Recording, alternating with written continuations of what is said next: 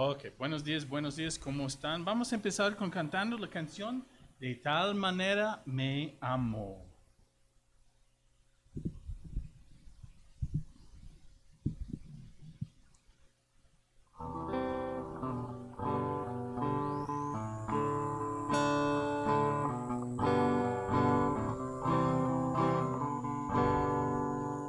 De tal manera me amó que su vida no escatimó. Hasta el final se entregó y a la muerte fue porque me amó. De tal manera me amó que no hay forma en que puede pagar el precio de su grande amor, pero toda mi alma quiero dar. Por su amor yo viviré, de su amor yo cantaré, con mi Jesús caminaré, porque Él me amó a mí. Por su amor yo viviré, por su amor yo cantaré, con mi Jesús caminaré, porque Él murió por mí, le seguiré.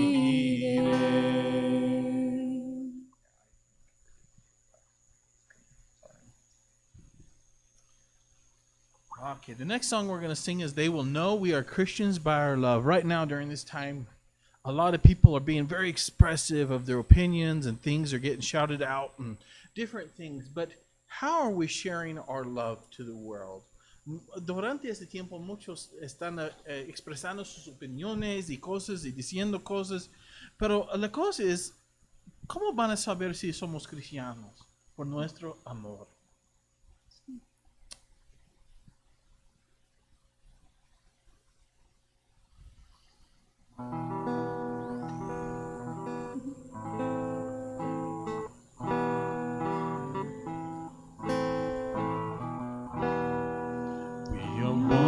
In the Spirit, we are one in the Lord. We are one in the Spirit, we are one in the Lord.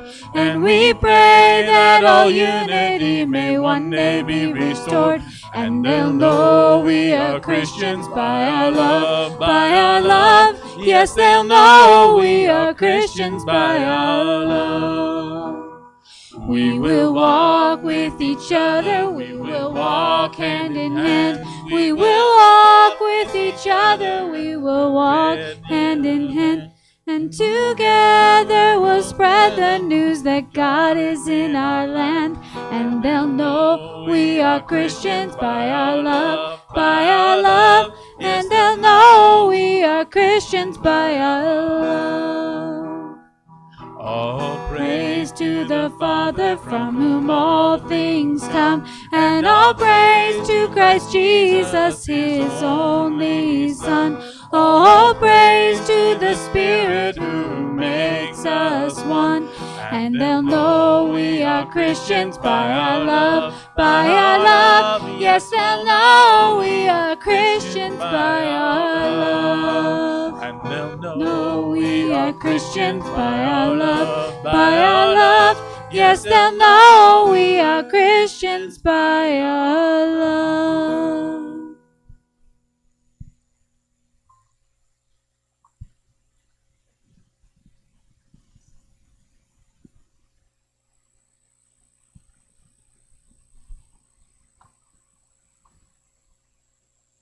Vamos a cantar una canción del himnario, entonces las letras no serán en el video, pero si tiene un himnario, se llama Hay un buen amigo, o puede cantar desde su memoria con nosotros.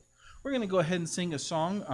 I have found a friend in Jesus. If you're listening online, or then you can go ahead and sing it in English if you like. But we're going to sing Hay un buen amigo. I have found, the Lily of the Valley, sorry. It goes along with the melody of Lily of the Valley. It goes along with the melody of the Lily of the Valley, sorry.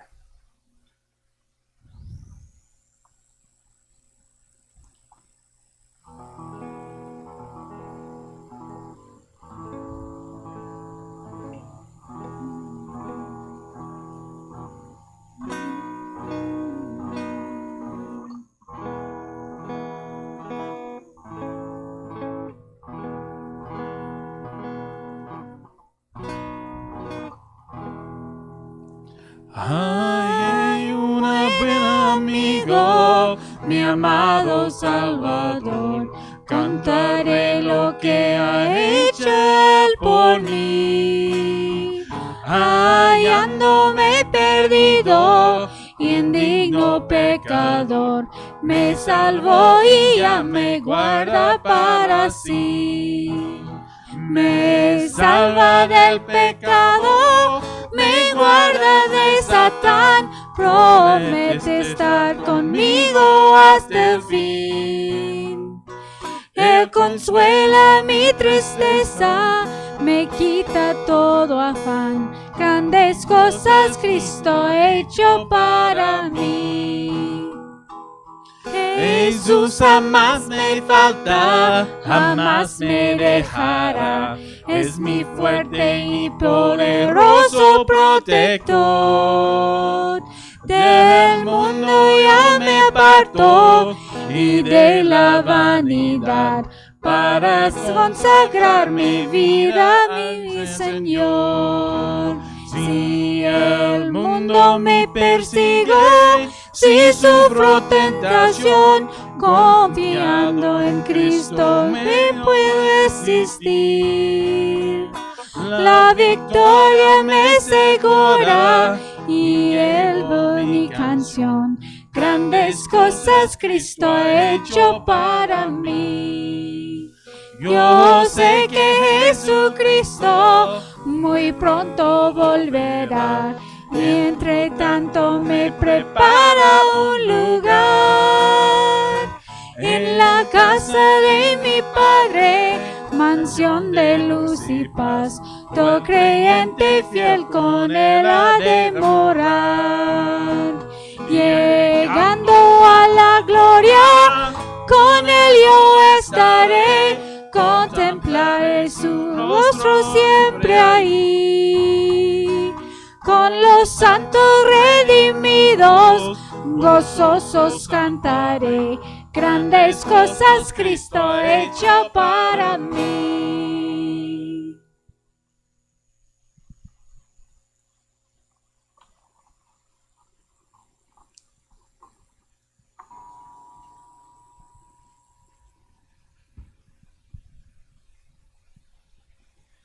Okay, vamos a orar, hermanos. Let's go ahead and pray this morning, brothers and sisters.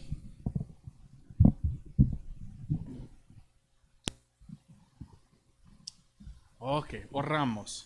Dios, gracias por este tiempo. God, thank you for this time. Just pray for those that will come and those that will be online. Lord, just pray that it would be an encouragement to them. Dios, oramos por los que van a venir y los en línea, que sean un ánimo para ellos. Y Dios, ayúdame hoy día a aprender y saber de su santa palabra. God, help me to learn and to know of your holy word today. En nombre de Jesucristo, in the name of Jesus Christ. Amen.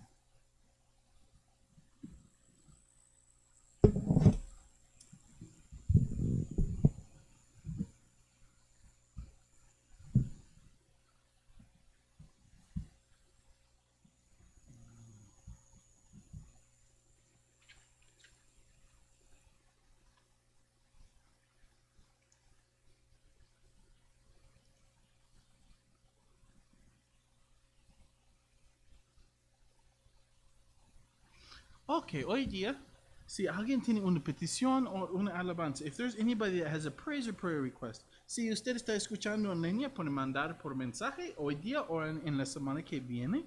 If you're listening online, you make it send the message today during the online or in during this week that comes up ahead. Pueden mandarla por mensaje del teléfono o por Facebook. You could send it by means of telephone or by Facebook. If you'd be in prayer for Richfield Bible Church, where my parents attend, pray for them as they continue to get back into services, normal services, and things like that.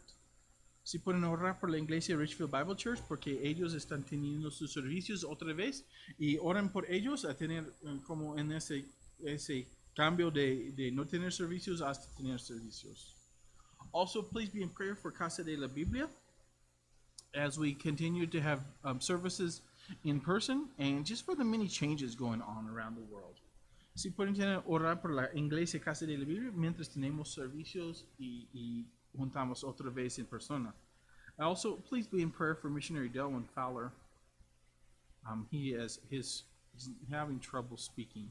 His voice is having trouble.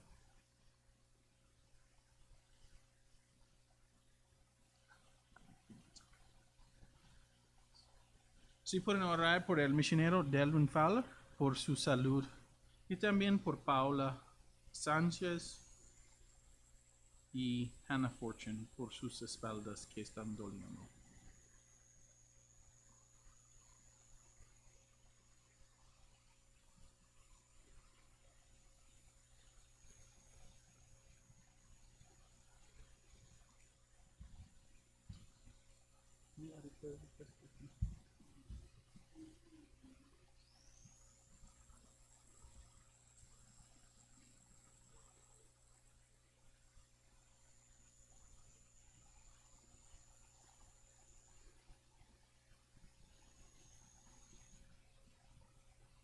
Si pueden orar por algunos amigas de Bethany que están embarazadas durante este tiempo y que todo sale bien. If you'd be in prayer for some friends of Bethany that they're pregnant, and just pray that things would go well that during this time.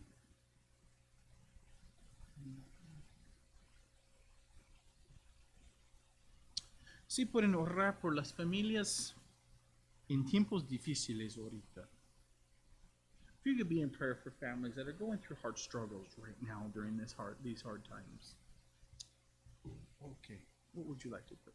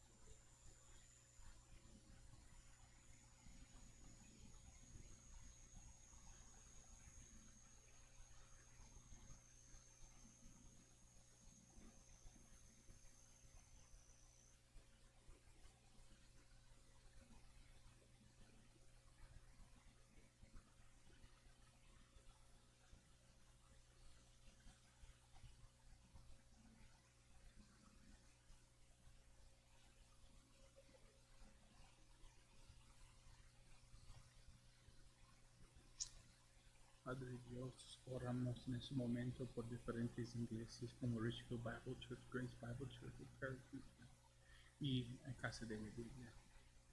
Oro en ese momento por diferentes iglesias.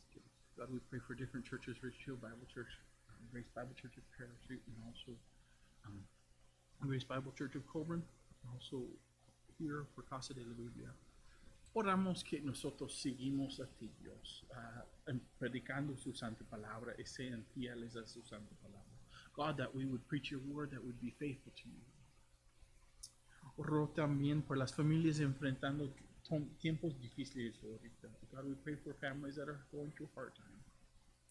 Dios, oro que seamos una luz a este mundo. God, we pray that we will be a light to this world. En el nombre de Jesucristo, in the name of Jesus Christ. Amen.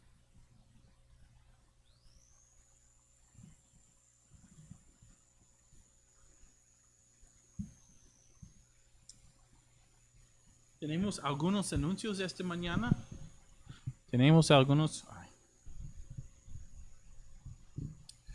El primer anuncio es este martes es el estudio bíblico de las mujeres. Se comunicando con Bethany por las detalles. This Tuesday is Ladies Bible Study. Please be in contact with Bethany for the details. Invita a sus vecinos y amigos a los servicios en persona aquí en 116 West 2nd Street Parachute y también en línea en Facebook. If you'd please invite your neighbors and friends to services in person here at 116 West 2nd Street Parachute and online on Facebook.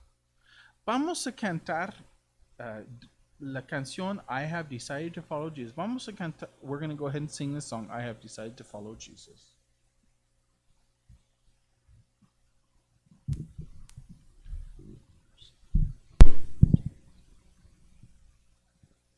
Good morning. How are you all today? Good. How's your week going? Busy? Tired.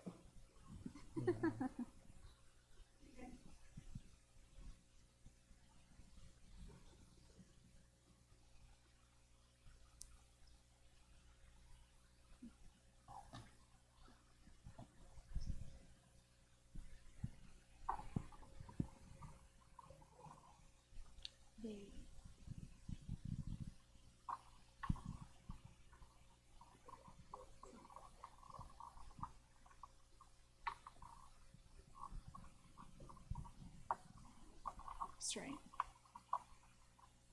Estamos disfrutando. Sí. Es lo que hicimos más.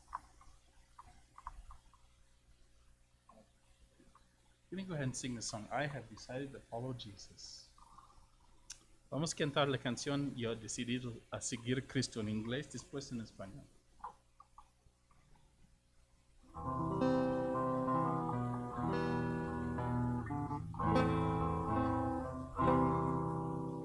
I have decided to follow Jesus. I have decided to follow Jesus. I have decided to follow Jesus. No turning back, no turning back. Though no one join me, still I will follow. Though no one join me, still I will follow. Though no one join me, still I will follow. No turning back, no turning back. The world behind me, the cross before me, the world behind me, the cross before me, the world behind me, the cross before me. No turning back, no turning back.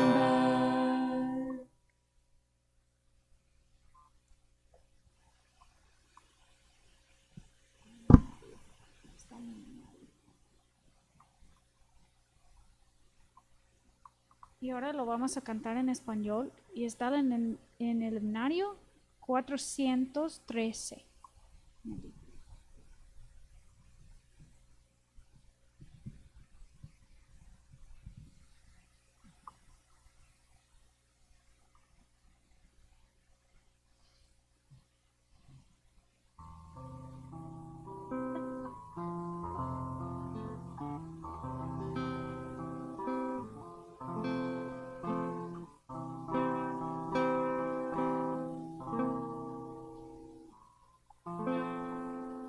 He decidido seguir a Cristo. He decidido seguir a Cristo. He decidido seguir a Cristo.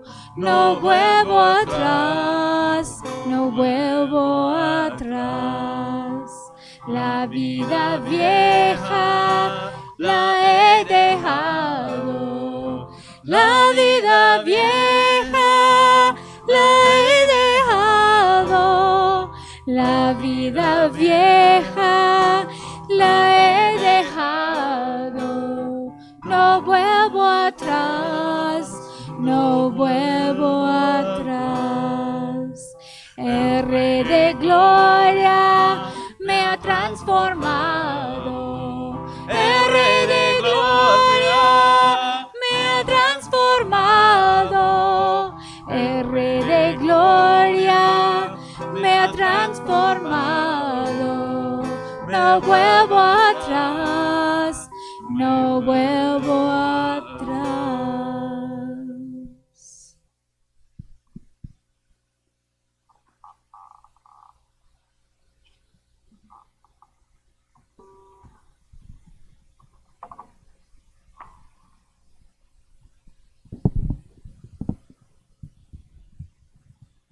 Okay, if you'd go ahead and sit down, we're going to open up to 1 Peter chapter 2, 9 through 10. Si vamos a 1 Pedro 2, 9 al 10.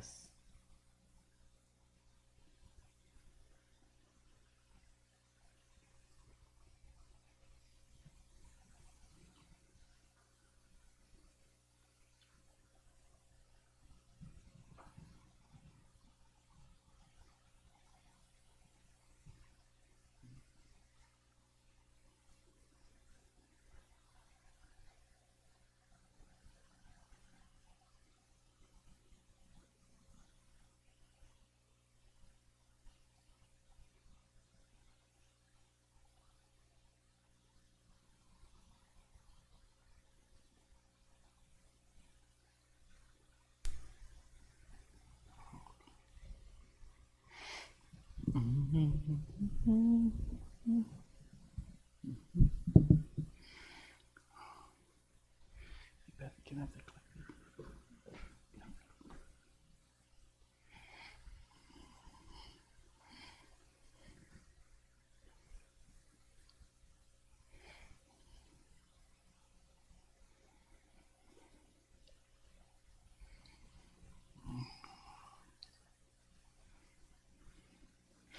Okay.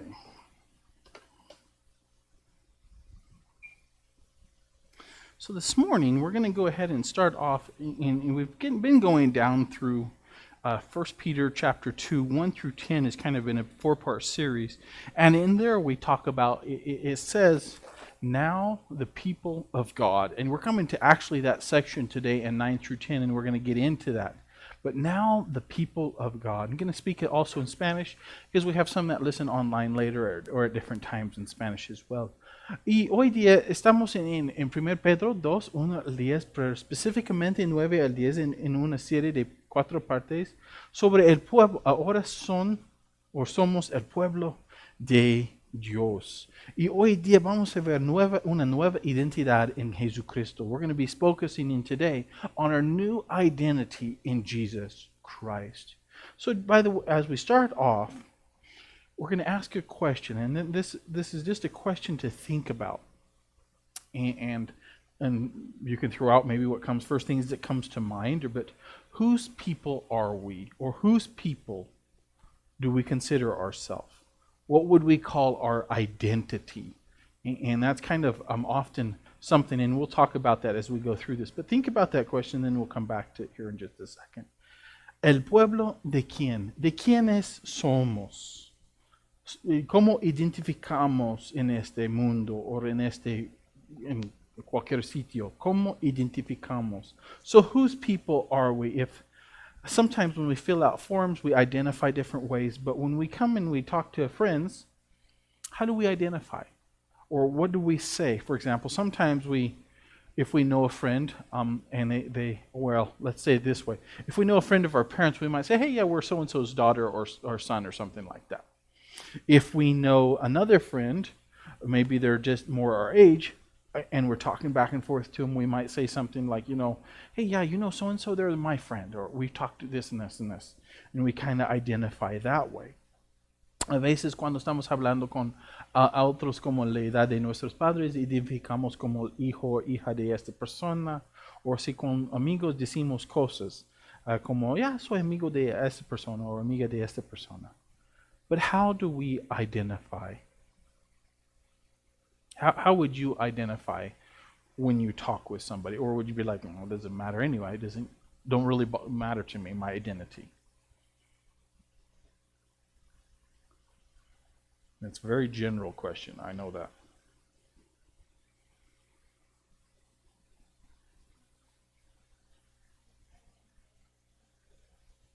Okay.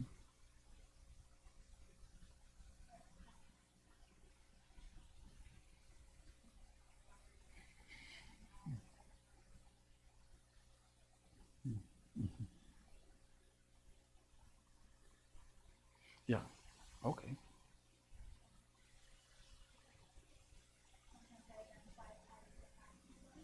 Okay, yeah.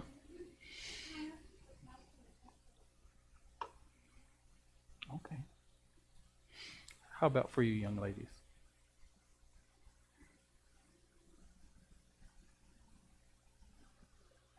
Okay.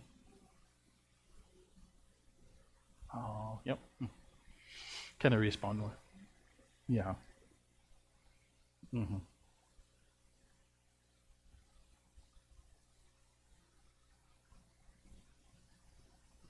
Mm.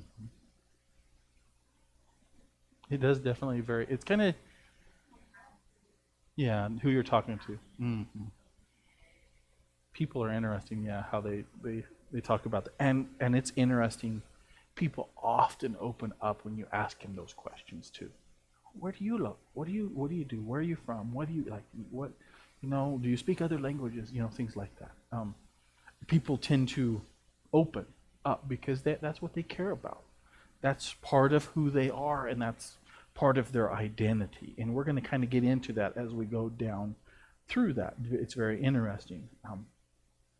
Muchas veces como la gente está respondiendo que es como el contexto y la gente quiere saber de dónde somos y de si dónde trabajamos y cosas de qué país y cosas así. Eso ayuda a la gente a pensar y aprender y cosas así.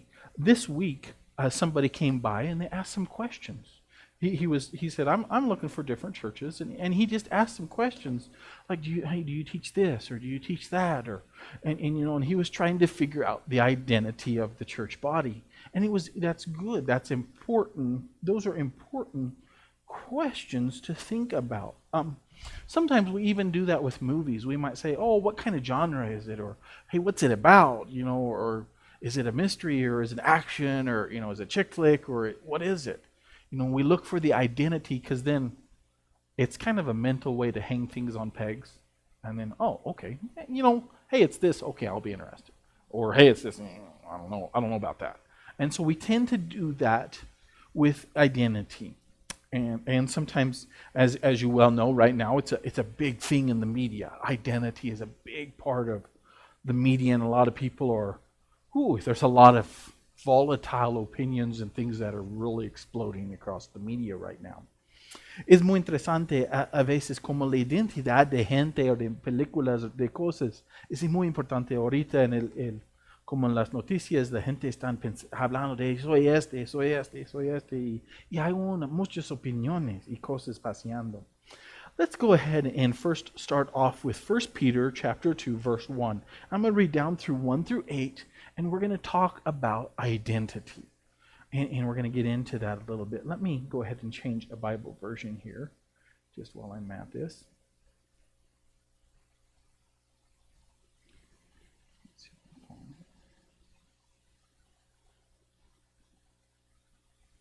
I'm going to go ahead and read first in English, then I'll read in Spanish. I'll read verses 1 and 2 and then back to English. Therefore, rid yourselves of all malice and all deceit, hypocrisy, envy, and slander of every kind. Like newborn babies, crave pure spiritual milk, so that by it you may grow up in your salvation. En español, por tanto, desechando toda malicia y todo engaño y hipocresía y envidias y toda difamación, deseen como niños recién nacidos la leche pura de la palabra, para que por ella crezcan para salvación. Verse 3. Now that you have tasted that the Lord is good, as you come to him, the living stone, rejected by men but chosen by God and precious to him. Versículo 3. Si es que han probado la bondad del Señor y viniendo a Él como una piedra viva desechada por los hombres, pero escogida y preciosa delante de Dios. And kind of a little bit of context as we come into that. It took many years to build the temple in Jerusalem, and it was destroyed. King Solomon, first it was a tabernacle, basically a tent. Then King Solomon built a marvelous one there. And then it went on and it went through a hard time again. And then during the time of Jesus, there was a giant temple built by King Herod. And it took years, literally years upon years to build it. And so stonework was coming, and especially in the Jewish, that culture there in Israel, things were built out of stone. And so it took years to build homes and temples and things. And so sometimes, as they would talk about stones, he would help them connect, and we're going to understand a little bit more about that. So today, we don't really talk a lot about building houses out of stones. And we, for that matter, we probably could care less how houses are built, because if that's not our life, we don't care. Now, some of us have gone into homes and got into houses and probably know more details about houses than we really want to know. You know, we get in the attic and we crawl under the floorboards, and we've learned how houses are built. So they're using that picture to help us get at things.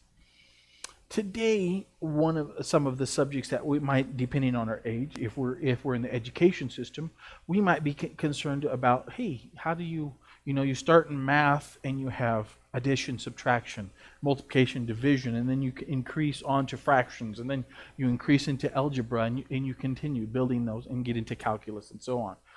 It's those building stones. But where do you start with math? You got to learn your numbers. That sounds really simple, sounds really dumb, but you start with your numbers. When you talk to a child that only knows 1 through 10, what do they think 0 means? They don't know yet.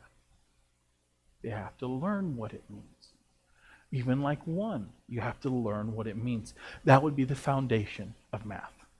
And the same way goes for a house. There are things that are built. We have cement floors.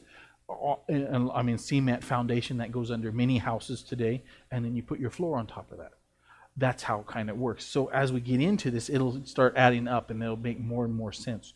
Going on to verse 5, it says, "You also, like living stones, are being built into spiritual houses to be a holy priesthood, offering spiritual sacrifices acceptable to God through Jesus Christ." So now imagine you're part of that house. You're part of that building being built up. También ustedes como piedras vivas sean edificados como casa espiritual para un sacerdocio santo, para ofrecer sacrificios espirituales aceptables a Dios por medio de Jesucristo. So as we continue, we're going to get into verse 6. Now, as you take some time and think about this, what would happen to a child that only knows 1 through 10, but now you put him into a calculus class? They would soon start to get bored and start to fall asleep. But if that same child says, "Oh, I do understand numbers in the calculus class. And when they talk about, they said 100, and they start to see what things they can grab onto, then that same child starts to grow and learn, and they start to build up more and more. So let's continue on here. Verse 6. For in Scripture, this is talking about the Old Testament, it says, see, I lay a stone in Zion. Zion was Jerusalem. What was the stone? It was talking about Jesus Christ, a chosen and precious cornerstone. Now, the cornerstone was the most important part of the house or the building that was being built at that time. And the one who trusts in him, that means to rely just on that person, will never be put to shame. Let's go into Spanish. Pues esto se encuentra en la Escritura. Yo pongo en Zion, como Jerusalén, una piedra escogida. Jesucristo, una preciosa piedra angular. El piedra más importante de la casa. Y el que cree en él no será avergonzado. So sometimes we say, wait a second. I have been ashamed. People have come up to me. I literally, when in a location, I won't disclose, I've had a couple times, I've had people come up to me and laugh at me and say, oh, you believe that? And just laugh it to my face. Oh, you're doing that? Wait. In other words, why are you even here? And another one basically said, get out of here. And I wasn't being in his face or anything. It was just a different situation in that one. But that happens at times. So let's continue on. So when it says not to be put to shame, it's talking about not necessarily living our daily life, but one day when how many of you older know somebody that's maybe let's start with somebody that's over 60. Let's start there. Do you everybody here know somebody over 60? Okay, how many of you know somebody over 70? Pretty much, okay. Over 80. Okay, 90? Okay. I know, that's the only person. The person that I really knew passed away a couple of years ago, and he was 90. But it was interesting. As he got closer to his time of passing, he said, you know what, I'm going to pass away soon. I'm like, no, that's not going to happen. But he knew his life was coming to end. That same man was not ashamed when he passed away.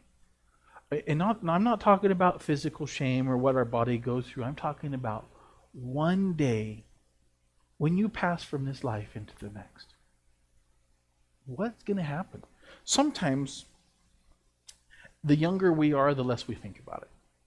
The older we are, we start to think about it, especially when our grandparents pass away. And then we get older, and when it's our parents, that even's harder. And we start thinking about those things. That's Elisha and Enoch asked some of those questions lately. I don't want you to pass away, Mom and Dad. Because they think about their neighbor Cecil, who they knew that passed away. And that was hard. That was very hard on them. So these are things to think about. Let's continue on. Now to you who believe, this stone is precious, but to those who do not believe, the stone the builders rejected has become the capstone. Este precioso valor es pues para ustedes los que creen, pero para los que no creen, la piedra que desecharon los constructores es esa en piedra angular se ha convertido. So basically think of it this way. The house is being built, everything's built, and guess what? You left out the most important part right over there. So at that time when they built like a structure, like let's say the temple, if they would have left off the cornerstone, and let's say they would have went this far over, everything would have been twisted out of shape from that point on. The foundation was messed up. That is exactly the same thing in our lives. If we don't care about it now, no matter our age, we can have a life that goes way off course in the end. Aquí es muy interesante cuando habla de la piedra que desecharon los constructores, es en piedra angular se ha convertido, como ellos ponen a un lado la piedra angular, la más importante parte de la casa o del templo, y han dañado toda su fundación. Es algo muy importante. Vamos a versículo 8. Let's go on to verse 8. And a stone that causes men to stumble and a rock that makes them fall. They stumble because they disobey the message, which is also what they were destined for. Y piedra de tropiezo y roca de escándalo, pues ellos tropiezan porque son desobedientes a la palabra, y para ello estaban también destinados. We were singing about the song that's kind of hard to sing if you really take the time to think through it. I have decided to follow Jesus, no turning back. And it's hard when you realize there are certain events or places or situations in our life that we're all of a sudden we're really lonely. And people don't want to go there with us. They don't want to be there with us. We were down in a bed and breakfast in Grand Junction for a day last week, and we were listening for a night. Huh? Say again. Go ahead. Yeah, and that can be really hard too, can't it? And especially like if they're going through a hard situation. And as I'm sure you have discovered, sometimes just listening. And sometimes we still feel really inadequate at the end of that. But there's more than not doing anything at all. And that can be that way. Anyway, we're down there, we're listening to, and I just flipped through some different cable channels and just listening. And there was a gentleman speaking, and he was just talking about how enticing certain things are, and it can taste good and it can be good, and we want to do it, but maybe it's not the best thing to do, and that can be that way. Let's go back here into Spanish, and we'll get into it. But aquí entramos hemos visto el contexto y vamos a nuestro centro de atención. We saw the context. Let's go into our center of attention. And by the way, did you guys, and Emelina, this might be more present. Do you like writing essays? Or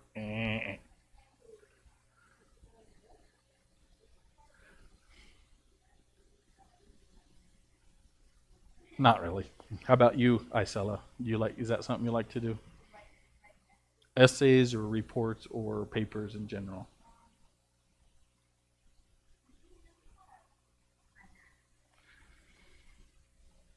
Yeah. Oh.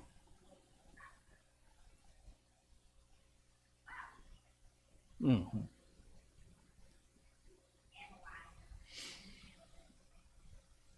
Yeah, it was different. Once you didn't have to do it, then it's fun. Yeah, I found that. How about yourself, Bethy? Do you like to write reports or papers or things like that? Okay. Well, I have a teacher, and he tells me he's like, when you get to the introduction, you need to tell me what you're going to talk about. Then you write the content. Then you get to the conclusion. You need to tell me what you just told me. In other words, a summary, a brief statement and that's basically what the center of attention is. You could call it a purpose statement. You can call it a introduction, whatever it is. But that's the point of this little part right here. This is what we're going to talk about next, and we're going to keep kind of back to it. So maybe, if anything else, that little phrase sticks with you through the week. And it reminds you of what the passage is about. So that's the point of that. Vamos a tener un centro de atención y ayudarnos a recordar que vamos a aprender hoy día. First off, it says, our center of attention today is this: to live my new identity.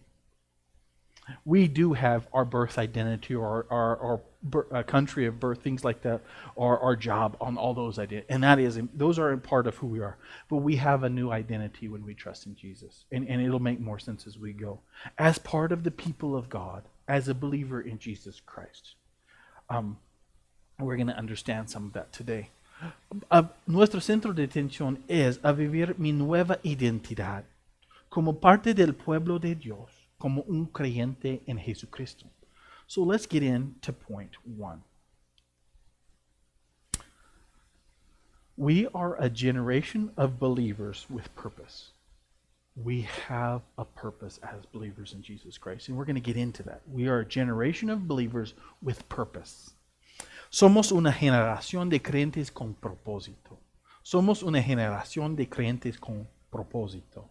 So as we get into this, there's an important background. Peter grew up, to give you a little bit of an idea. Peter was a fisherman, in a fishing pole. He had a net. He went in a boat. It was a very hard job. He would throw the net into the water and drag the net back into the boat and spend hours and hours and hours upon hours doing that. and then he'd probably go out early in the morning, catch the fish, and sell it in the market, and then head back out. That's how he grew up. He was kind of known as a rowdy guy. He was pretty loud spoken, outspoken. He said what came to mind, and he said it quite quickly. But Peter, when he writes 1st and 2nd Peter, he's older now. He's quite a bit older. And he's seen some things. He grew up in a generation where the Jews and the Gentiles, specifically the Jews, were really mean to the Gentiles. So Gentile was anybody that wasn't born in Israel or born of the Israelites. So anybody. You could be from Greece, you could be from Rome, you could be from Africa, you could be from Asia. You were a Gentile. That's how it works.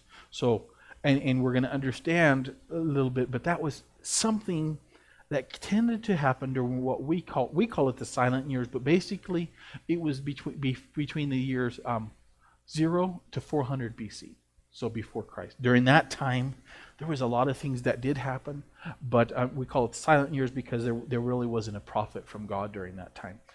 But during that time, they had what we call the Maccabean Revolt. And the Maccabean Revolt was a time that changed people. And the Jews began to hate the Gentiles during that time. So we'll go forward. This is some context. Y hay un contexto importante aquí. Cuando Pedro está escribiendo esto, él es anciano. Y él crecí en Jerusalén, en Israel. Y allí los gentiles y judíos batallan y tienen racismo para decirlo. Y fue una batalla entre ellos. Y ese fue por causa de en el año 400 BC hasta 0 BC, fue una batalla, se llama de las Macabeas, una revolución de las Macabeas, y fue tiempo difícil. Okay, letter A, point A, verse 9. So the believers are possessions, or are a possession of God. That's going to make sense. And by the way, don't think of it so much as we lose freedom, because that's kind of our big deal here. At least in this country, that's I got freedom, don't take away my freedom. You know, that's kind of a big thing that's fought about here. But think of it more as something that God treasures, God cares for, God loves, God protects, because He cares and He loves us. And it's not the same as, well, you're a slave. That's not the concept that is all talked about here. Los creyentes son posesión de Dios. Cuando hablamos de posesión, no estamos hablando tanto de la libertad, tampoco la esclavitud. Estamos hablando de un Dios que nos ama, que nos protege, que nos realmente nos quiere muchísimo. Okay, so interesting thing for me, we talked a little bit about papers. When English was my worst subject in school, and I mean English as in the sense of grammar and things like that, not the language as well. I guess that's part of the language. And I really didn't do well in it. But when we come to Scripture, there's something interesting that happens. One, English is one of those languages that's a little tricky because of just I don't know how it works. Spanish is a little bit more mathematical, and Greek is even more mathematical. And I don't mean like it has ones and zeros, but things have a pattern and they follow those patterns. English has a pattern that usually breaks the rule of that pattern. But anyway, so we're going to take some time, and that's the fun part of studying context. You go down and you build upon what you already know. The context is the Jews and the Gentiles are angry at each other. The Jews and the Gentiles now go to church together. They're both believers in Jesus Christ. Now they're no longer called Jew or Gentile. Now they're called believer in Jesus Christ. So basically, they don't lose that old identity, but they have a new identity. This is now their new identity. And so as you go through this, you'll see how Peter continues to build on that new identity. Aquí vamos a entrar en y ver algunas cositas, pero la identidad de los judíos y gentiles, ellos batallan. Ahorita asisten a la misma iglesia y son amigos y son familiares, y ahorita son bajo otra nueva identidad. And so it goes into this, it says this, but you are a chosen people. So now there's an interesting thing. This could be speaking specifically to the Jews, but we'll see later it probably connects to the Gentiles. Because guess what? God chose to work through the Jews, and he still has a plan for them. But now he's bringing the Gentiles in. He says, I'm going to work with you. I'm going to help you. But you are a chosen people. So this does apply to us. A royal priesthood. That, for some people, can be very, what? Now remember, when you trust in God, you're under Jesus Christ. And he's called the King of Kings. So now you're a priest in his kingdom. And you're a royal priest. A holy nation. Now the word holy just simply means set apart. No longer set apart to the world, but set apart to God. That's what that means. That's the word holy. A people belonging to God. That you may declare the praises of him who called you out of darkness into his wonderful light. And that's kind of, we're going to get into that, but that's kind of that new identity. With that new identity comes a, you know what a banner is? Like a flag. It kind of, what is a cardinal banner? I don't remember. Here at the county, at the high school. You remember? It's a cardinal. The face of the cardinal. Okay. And it's kind of what people take to games and different things, and it's supposed to encourage the team and things like that. Now it's kind of the idea behind a banner. We're going to get into it, but part of our banner is basically that you may declare the praises of him who called you out of darkness into his wonderful light. We're going to get into that. Pero ustedes son linaje escogido, real sacerdocio. Es muy interesante que usted cuando cree en Jesucristo es un creyente de Jesucristo, quien es el Rey de Reyes. Entonces, real o sacerdocio. Nación santa, pueblo adquirido para posesión de Dios, a fin de que anuncien las virtudes de aquel que los llamó de las tinieblas a su luz admirable. Esa es nuestra dirección. Es que anunciamos, es que decimos a la gente las virtudes de aquel que los llamó de las tinieblas a su luz admirable. Okay, so Peter was older in life when he saw Jesus and when he really began to recognize who Jesus was.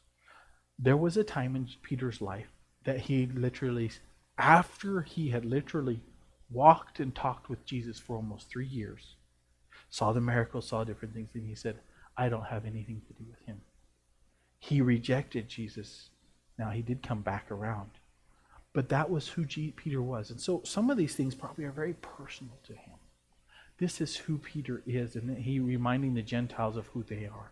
El apóstol Pedro ha tenido como 3 años caminando, hablando con Jesucristo. Y el fin de esto, él rechaza a Jesucristo.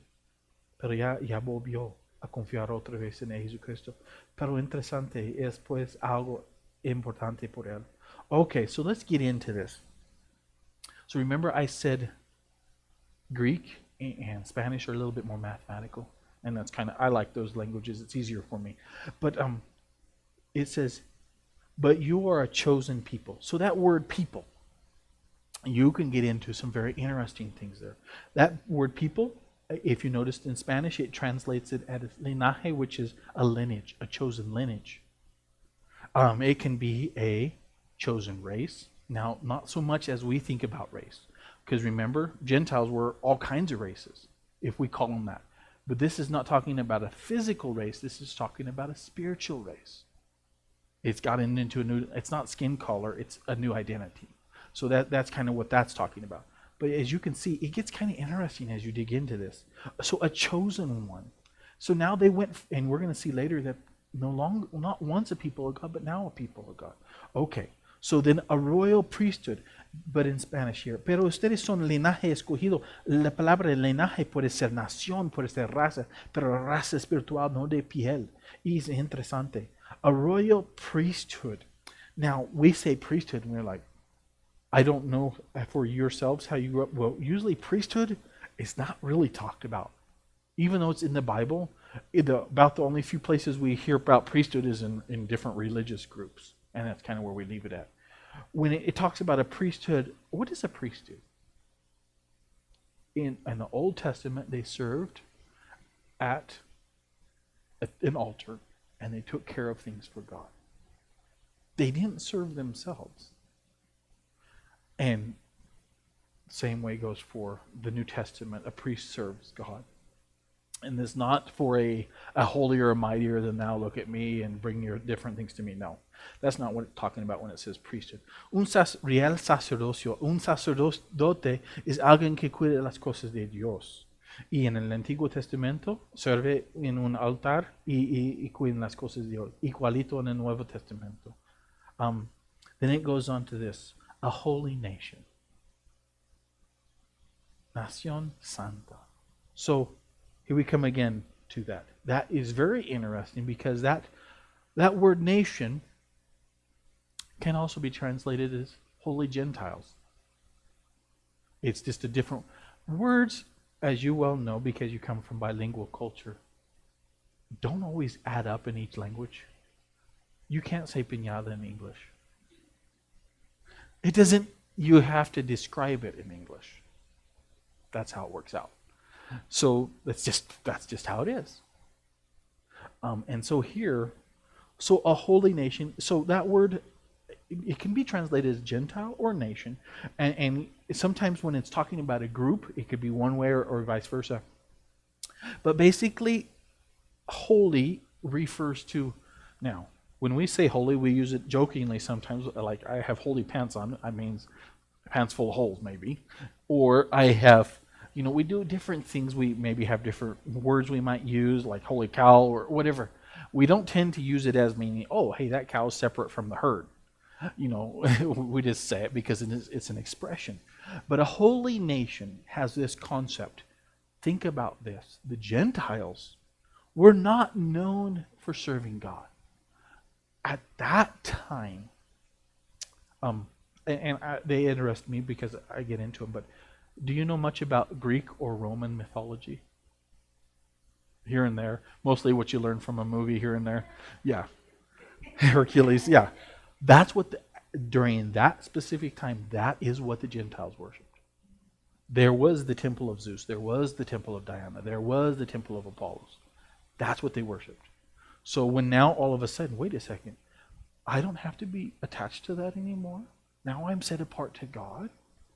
All of a sudden that identity brings some things out perhaps, encourages them in their walk with the Lord. Cuando dice una nación santa, está hablando de una nación separado a Dios. No más los dioses de los griegos como Zeus y Apollos y Diana, etc. Pero ya ahorita separado a Dios. A people belonging to God, and that's where that word possession comes in.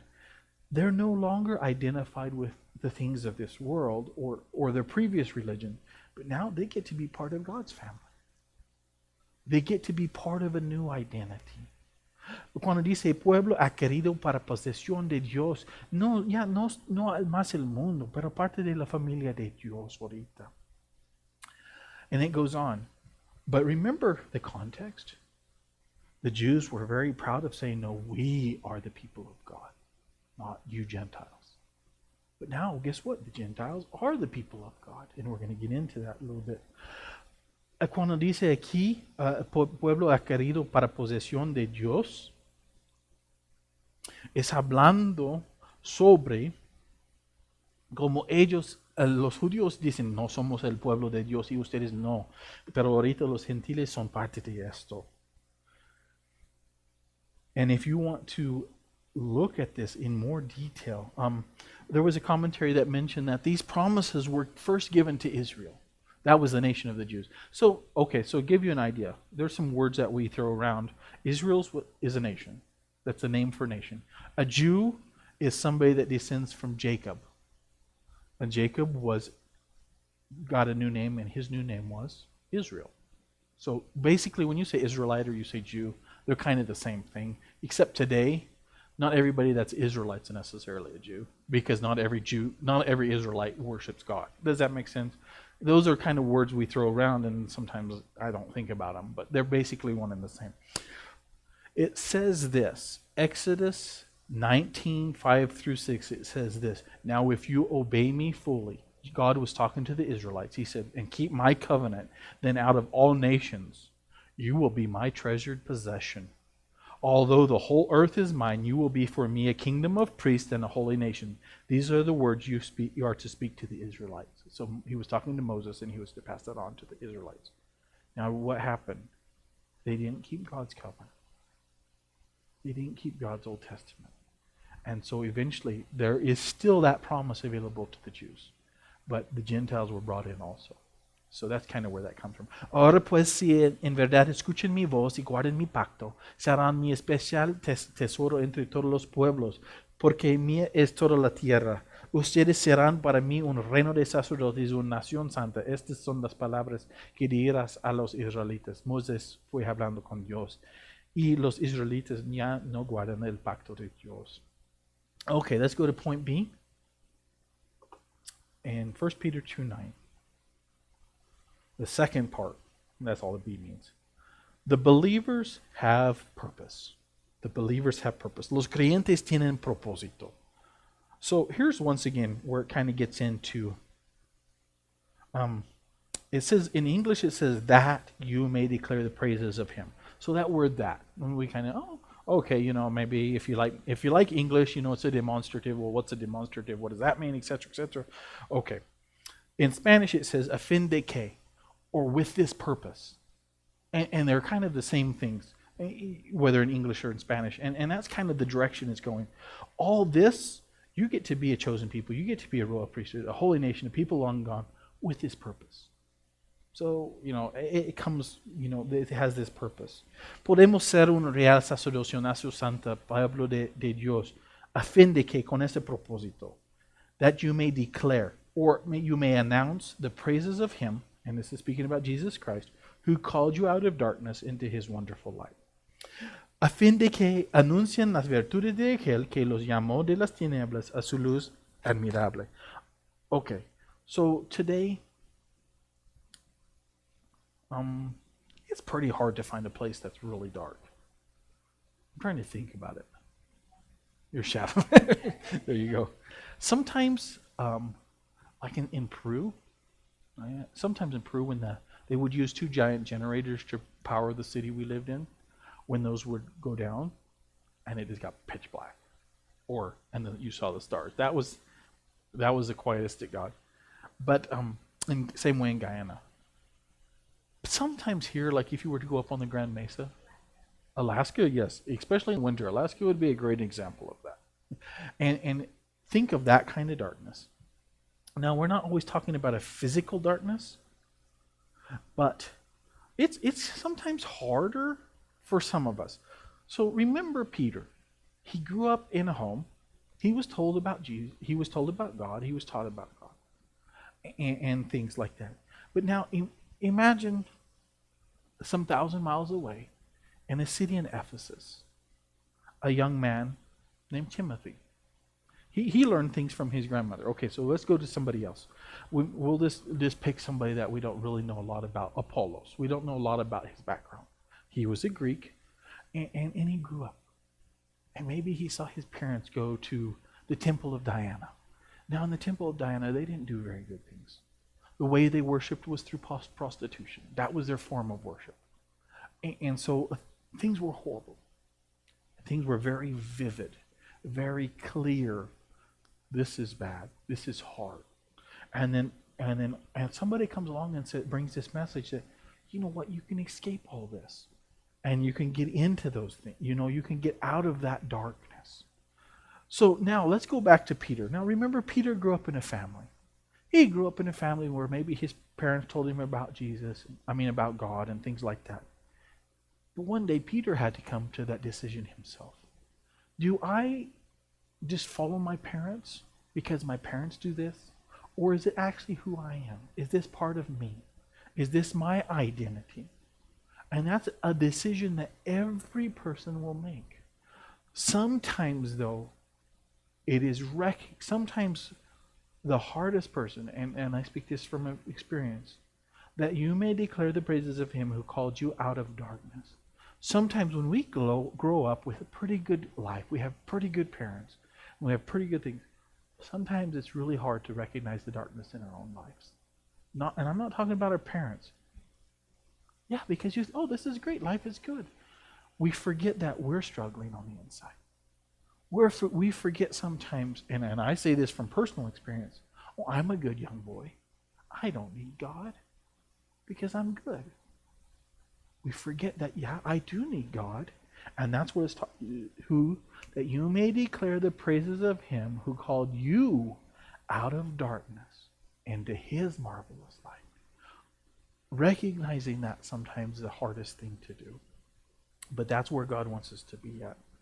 I went through that hard time and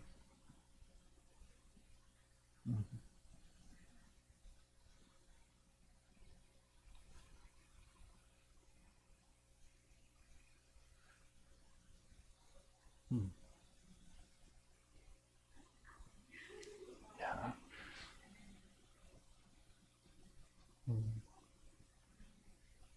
That's true. Yeah. Yeah. It is. It's interesting to see how our parents have had to. It can be really hard. And it's interesting sometimes I still find my parents, because they kind of did something similar. Every once in a while, Dad will tell me about this part of what happened or this part of what happened. And you're like, wow, you did a lot for us as a family. Sometimes it's not very easy to see. And then sometimes, okay, but it's interesting. Aquí dice, cuando a fin de que anuncien las virtudes de aquel que los llamó a las luz, de la luz a la su luz admirable. Cuando, por ejemplo, una persona creciendo allí en griego y crecen con los dioses y de Diana y cosas, sus padres yendo a eso, saben las tinieblas. Pero uno como Pedro crecen con una familia de los judíos y saben sobre Dios y para él puede ser más difícil de ver qué es Dios o la luz. Y es muy interesante, a fin de que anuncien las virtudes de aquel que los llamó de las tinieblas a su luz admirables. And now that's the Gentile. He went from being in the dark and struggling and hurting. I am a person of God. I get to tell other people about who God made me now. And that's kind of where this is going from. Es muy interesante como un gentil creciendo, diciendo, yo fui en las tinieblas, ahorita yo soy un parte del pueblo de Dios y yo puedo decir a los demás, un luz admirable. Okay, by way of application, just reminder and continue to think, but to live my new identity as part of the people of God, as a believer in Jesus Christ. Am I telling others about Jesus? Now, me and Bethany, we talk about this sometime. What does that look like always? Sometimes we say, it's just this. Sometimes it's starting a friendship, and as that friendship grows, sometimes that person asks you, why is your family different? Why are you different? And they ask those hard questions, and sometimes you have the wherewithal or the grace to say, this is part of our family. This is what's going on in my life. Sometimes it's not very easy. Sometimes a guy comes up to you in the post office, this is someplace else, and says, what do you do? I do this. And laughs at you. And walks out later. Sometimes that happens. But, we still open doors even though we get our foot smashed every once in a while. It's been a long time since I've had my foot smashed in a door. When you get your heel caught in the door when you close it. But you still keep open. My word. That hurts bad. And so, but we still keep going back to it.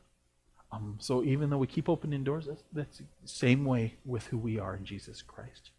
Aquí cuando dice a vivir mi nueva identidad como parte del pueblo de Dios, como un creyente en Jesucristo, estoy anunciando como creyentes las virtudes de aquel que me llamó desde las tinieblas a la maravilla de su luz. Estoy hablando sobre Jesucristo. No es siempre fácil, pero poco a poco. Let's go on to point 2. The believers are the people of God. The believers are the people of God. Los creyentes son el pueblo de Dios. Okay, it says this. Once you were not a people. And that's not saying like they didn't have a birthplace of country and things like that. But it's basically, they weren't known as the people of God before this. They were known as the Gentiles. Ustedes en otro tiempo no eran pueblo. Como ya tiene país de nacimiento, pero no fueron conocidos como el pueblo de Dios. But now you are the people of God. No longer Gentile and Jew. People of God. No longer separated, but now part. Pero ahora son el pueblo de Dios. No más gentil y judío, más ahorita creyente en Jesucristo. Once you had not received mercy. Now the word mercy, it has this concept behind it. To not receive what you deserve. Grace is sometimes easier to explain, but basically mercy is mercy is not receiving what we deserve.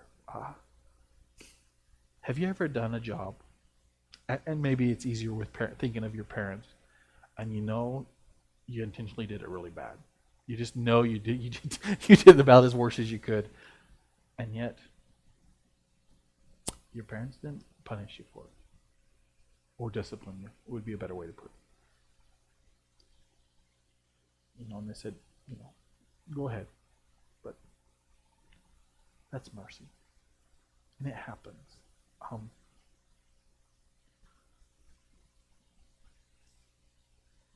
For example, my grandpa was adopted. He was adopted by a loving family. Alfred, I can't remember. I only knew my grandpa's second wife because the first one passed away.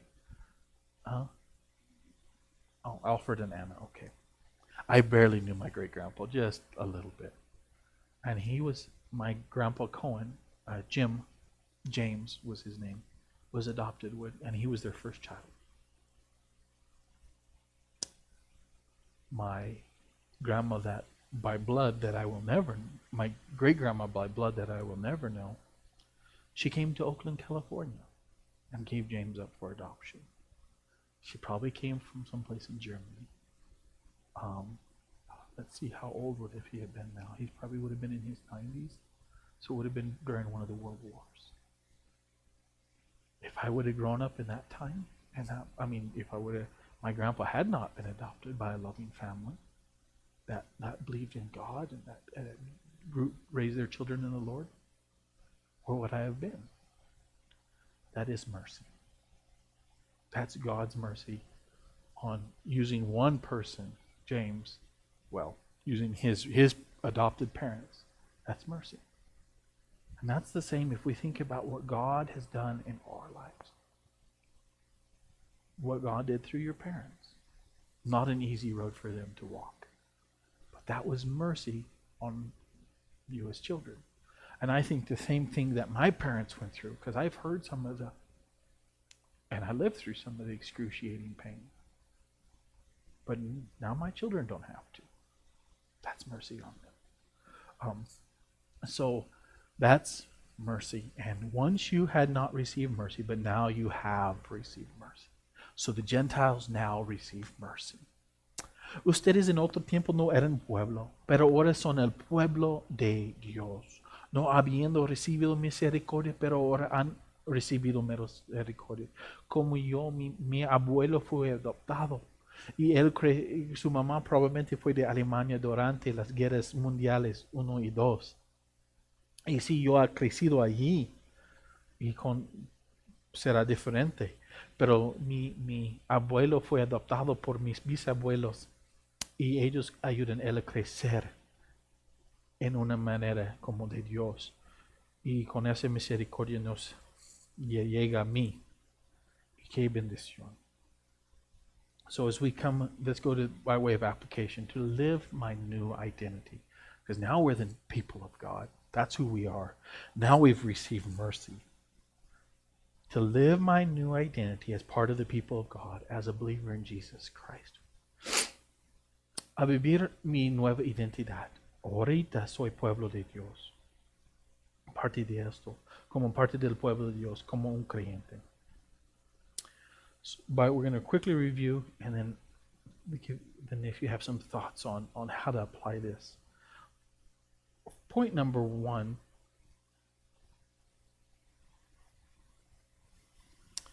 was this. We are a generation of believers with purpose. Somos una generación de creyentes con propósito. Point 2, the believers are the people of God. Los creyentes son el pueblo de Dios. And here's a question, and then we'll go to application. Am I living my new identity? Estoy viviendo mi nueva identidad. So as you just think through specifically 9 and 10, those 2 verses. And if you have some question on some of the words or thinking through those, let me know. But how could we possibly use that this week? What can we do this week that will, if you like this, impact eternity? ¿Qué podemos hacer esta semana, pensando en versículos 9 y 10, que va a afectar la eternidad?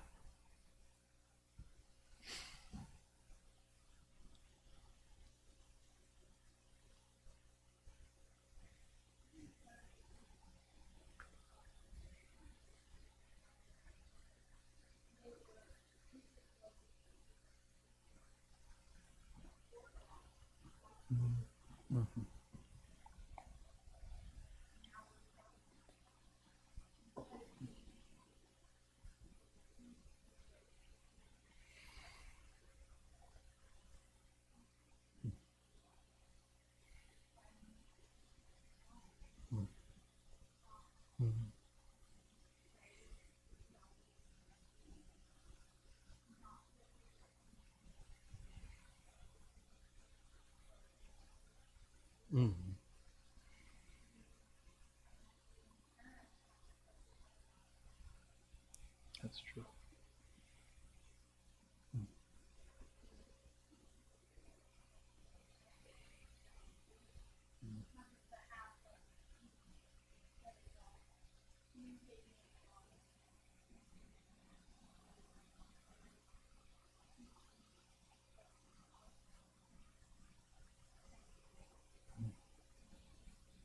So am I sharing what I've learned from God's Word?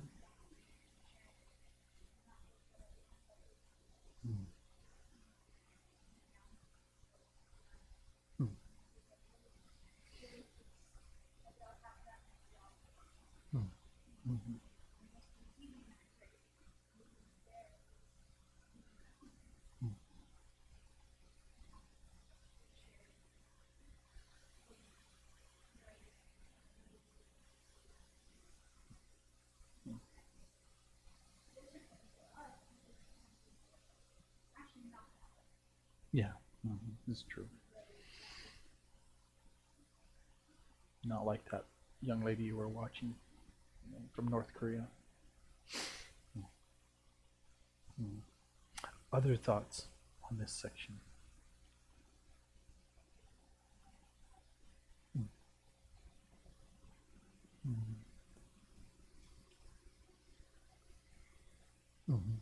Gentiles?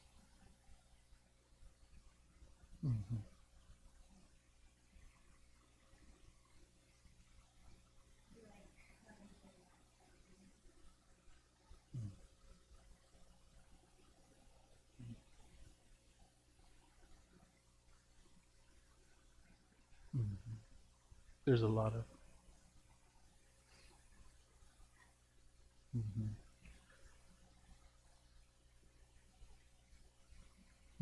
there's a it can be a hard time right now in that sense, but especially when you understand who God is and how He cares for people, and how He has greatly loved people, especially by Jesus coming to earth to pay for different things.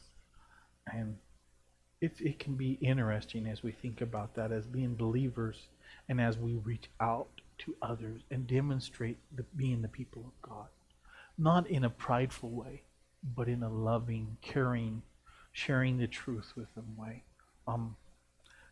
Is it always easy to share the truth? But there can be different ways we can share the truth, and it talks about that in the Bible, sharing the truth in love.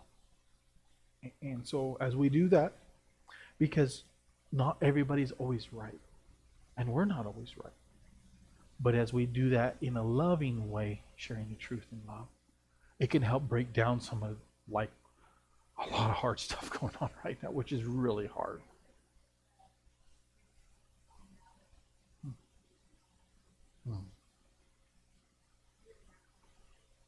Yeah, because we all have all that, don't we? Yeah. So, important things to remember being the people of God, to live out our new identity. Let's close in prayer. Oramos. Dios, gracias por este tiempo. God, thank you so much for this time. God, help us to live out our new identity in you. Dios, ayude a nosotros a vivir nuestra identidad en ti y compartir la verdad en amor. God, help us to share the truth in love.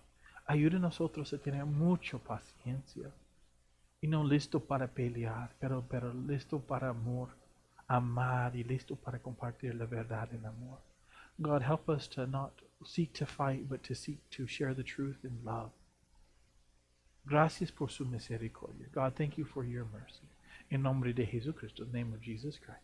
Amen.